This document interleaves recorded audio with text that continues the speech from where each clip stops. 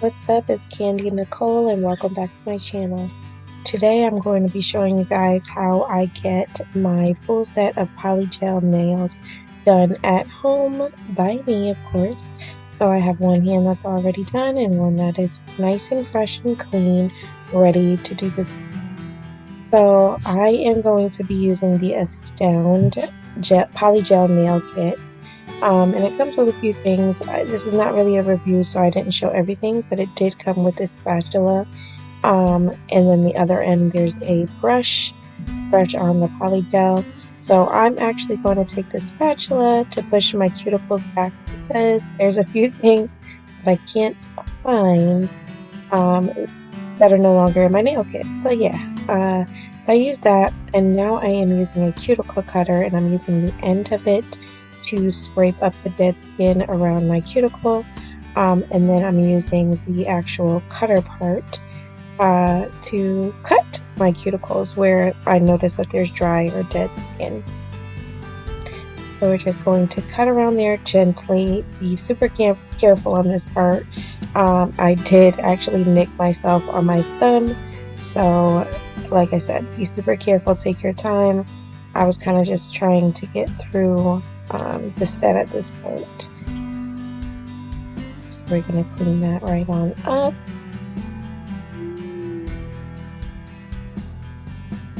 And now that is ready for some buffing. We are going to very lightly buff our natural nails, and then what this does is make for a nice base for your polygel gel to adhere to. You always want to be sure to buff your nails. Another thing that I'm missing out of my kit, mysteriously, is my primer. I usually use an acrylic nail primer, and what this does is just prolong the length that your nails stay on. It also avoids any lifting at the cuticle. So I didn't have that, but that's fine. Just for video purposes, I still wanted to get this content out there. I'm sure everybody's already at home bored, so I figured this would be something fun to do. So here we go. So after I buffed my nails, I ended up taking a Q-tip with some alcohol and dust, just wiping off the dust.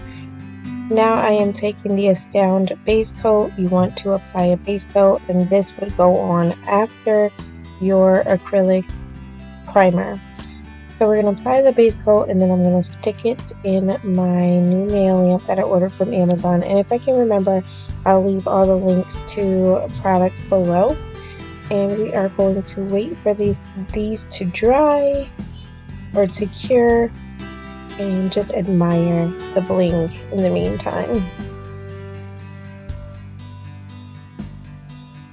Currently in my household, we have napping children, a couple people walking around upstairs, so you might hear a few things here and there. And yeah, this whole quarantine is something serious, isn't it? I do have a story time for you guys, and I can go into the full story maybe in another video, but to make it short and sweet, I did actually get tested for COVID-19 and I am okay. But anyway, we'll get into that in another video. So here are the dual forms that come from the Astound gel nail kit, polygel nail kit, and I am just showing you that what you want to do is find a what are these called? I just said it. A form that fits your nail from end to end. You want to be sure that it fits well, otherwise it won't adhere. And I'm going to use the Coral Pink Polygel. It's a very pretty sheer corally color. And I'm going to use the other end of that brush that came with the kit and some slip solution. Now, if you don't have slip solution at home, you can also use rubbing alcohol. You just want to dampen your brush. You don't want to get it too wet, and you also don't want to have it too dry because it will stick to the polygel. So now I am just smoothing out that gel, and I'm bringing it down the base of my nail form, and you can judge the length from there. It does come with lines already on it, so that kind of is convenient to kind of like manage the length of your nail. Sometimes I go a little bit over so that I can have room for filing, and so you can see I've made this one extra long, but that's okay.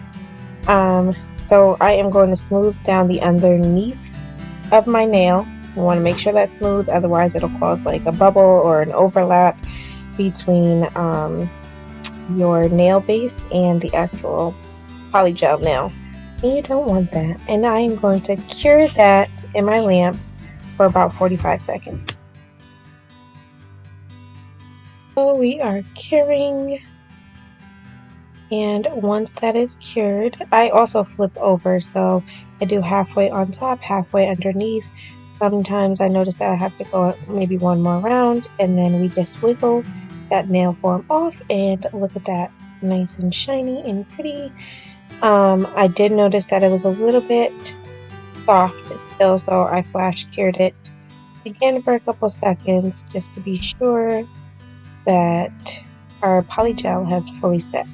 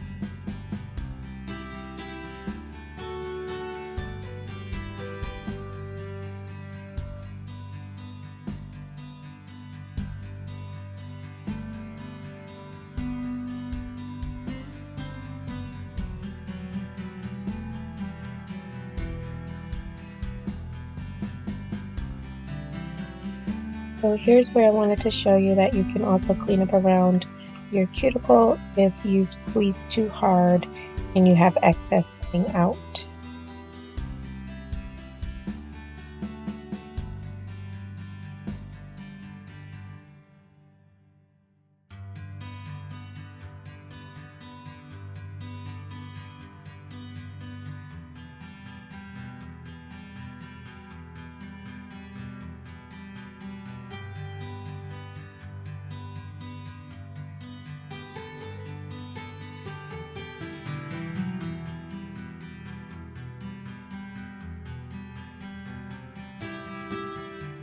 So I'm going to just continue those steps to get the polygel set and cured on the rest of my fingernails and do any cleanup in between.